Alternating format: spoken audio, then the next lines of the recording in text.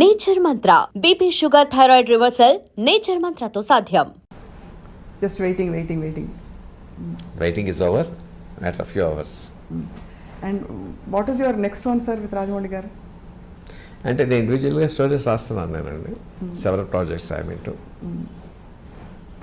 But next one with Mahesh Babu will be bigger అని announce చేశారు రాజమౌళి గారు మొన్న ఒక చేశాడండి. interview నా దృష్టిలో రాస్తానండి. లో. అంతేనా సార్? వాడి దగ్గర ఇది గ్యారంటీ లేదండి. ఎస్ అని వరకు. అవునా సార్? మీరు డిసప్పాయింట్ అవ్వరా సార్ ఎప్పుడు? అంటే అబౌవ్ ఎవ్రీథింగ్ మీరు యువర్ డాడ్ అండ్ సన్, నాన్న కొడుకులు అంటే కాబట్టి. ఒకటండి, యాజ్ ముందు తండ్రిగా వాడి మంచి కథ రావాలి. వేరే చోట నుంచి నాకన్నా మంచి కథ వస్తుంది అనుకోండి, ఐ షుడ్ వెల్కమ్ ఇట్. రైటర్గానే రాయలేకపోయానని బాధ కన్నా కూడా నా కొడుకు మంచి కథ దొరికిందని ఆనందించాలి నేను.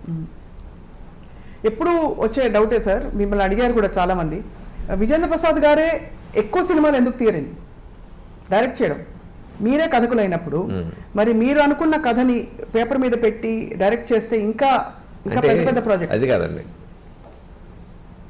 ఏ సినిమా రచయిత అయినా సరే అతనిలో డైరెక్టర్ లేకుండా సినిమా కథ రాయలేడండి. Because he has to sit with his eyes. అంతే కదండి. అవును సార్. నా కంటి ముందు ఏ దృశ్యం కనిపిస్తుందో దాన్ని కాగితం మీద పెట్టాలి. కానీ కంటి ముందు కనిపించే దృశ్యాన్ని తెరకెక్కించడం కోసం there are several departments you have to deal with. అన్నిటికన్నా ముఖ్యమైనది హ్యూమన్ రిలేషన్స్ అండి. అందరితోనూ చాలా బాగా మాట్లాడి వాటితో పని చేయించుకోవాలి. అవును అవును అవును. అది పెద్ద కళ అండి అది. అవును sir. I'm poor in that. అంటే మీరు పూర్ అని అనుకోగాను సార్, బట్ రాజమౌళి గారికి అది పర్టికులర్ ఇది అని చెప్పారు. ఆయనతో వర్క్ చేసిన వాళ్ళకి చాలా బాగా తెలుసు అండి ఆ కళ. How to get things done and extract the potential. తనకు కావాల్సింది ఎక్కడ కాంప్రమైజ్ కాకుండా ఈ నోస్ ఇట్. బట్ మిమ్మల్ని మీరు నాన్నగారు కథ రాస్తున్నారు, కథ ఇచ్చేసాక మళ్ళీ ఇది కరెక్ట్ కాదు, ఇది లాజిక్ అందట్లేదు, నాకు ఇలా వద్దు, లేకపోతే నాకు ఇలా కావాలి అని ఆ స్వేచ్ఛ లిబర్టీ ఉంటుంది కదా సార్ ఇద్దరి మధ్య మీకు? అది కాదండి, వాడి లక్ష్యం ఏంటంటే నేను ఏదైనా చెప్తే గౌరవంగా వింటాడండి. రెండుసార్లు చెప్తే వింటాడండి. Ultimately he takes his own decision. ఓహో. చెప్పే స్వాతంత్రం ఎప్పుడు ఉందండి, రిజెక్ట్ చేసే హక్కు వాడికి ఎప్పుడు ఉందండి. అండ్ ఈ కాంటెక్స్లో sir we must mention, Telugu cinema స్థాయిని ఎక్కడికో తీసుకెళ్ళిపోయిన ఏకైక దర్శకులు రాజమౌళి గారని ప్రపంచం అనుకుంటూ ఉంటే ఒక తండ్రిగా మీకు ఎంత గర్వం కదా సార్? ఎలా అనిపిస్తుంది సార్? తండ్రికి ఎంత గౌరవపడతానో తెలుగు వాడిగా కూడా అంత గౌరవపడతాను. నా ఫీల్డ్కి, నా తెలుగు భాషకి గౌరవం వస్తుంది. Have you express to him sir ఎప్పుడైనా? అండి ఎప్పుడైనా చెప్పారా మీరు? అంటే చెప్పే సందర్భం వస్తుందా, అసలు అవసరం వస్తుందా? మీ అబ్బాయే కదా అని చెప్పరు.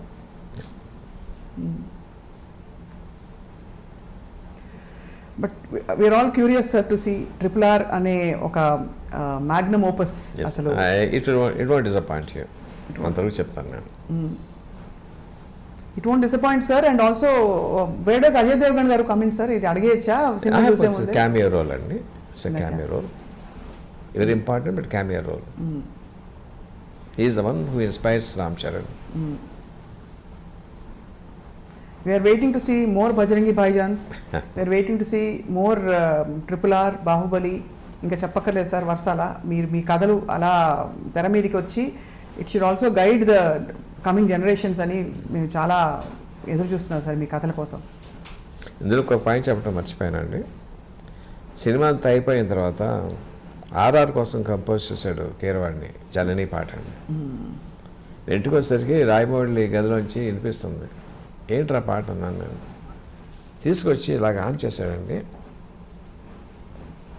అన్కంట్రోలబుల్గా ఏడుపు వచ్చేసింది నాకండి. అన్కంట్రోలబుల్. ఏమి సందర్భం, పెద్దన్న రికార్డింగ్ కోసం కంపోజ్ చేశాడు కూడా చెప్పలేదు నాకు వాడండి. ఏంటి పాట వినిపిస్తుంది అన్నానంటే తీసుకొచ్చి ఆ ల్యాప్టాప్ ఓపెన్ చేశాడు. I was sobbing షేమ్లెస్లీ.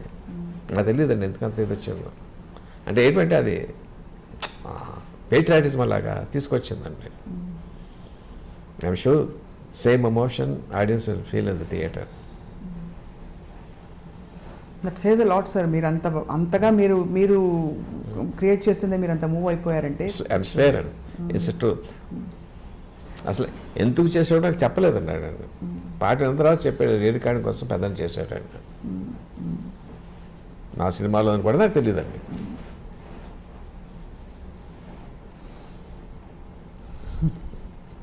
మీరు ఆలియా భట్ గారి గురించి కంటతడి పెట్టారు sir, and obviously it is a very emotional movie, అది క్లియర్ అయిపోయింది for audience and much needed emotion now. మళ్ళీ ఇప్పుడు కూడా వస్తుంది సొసైటీ ఇప్పుడు కూడా వస్తుంది సార్. దొంగముంట. ఎంత ముద్దొచ్చేసే మీరు ఆ మాట అంటారు సార్.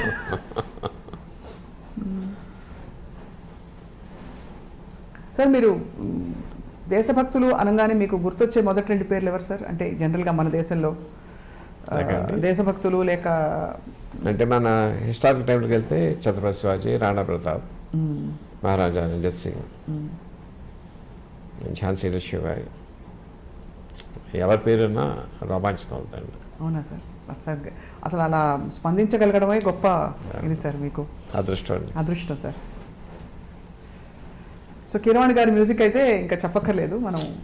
అల్టిమేట్ సార్ ఇప్పుడు ఆలియా భట్ గారు కాకుండా ఇతర పాత్రధారులు, అంటే ఇప్పుడు 2 హీరోలు, ఒక హీరోయిన్, బ్రిటిష్ లేడీ ఒక అమ్మాయి ఉందండి, మీరు ట్రైలర్ చూసారు కదా. అవును, తను she's also integral part of the story. And how did you pick characters తెల్లవాళ్ళ కోసం?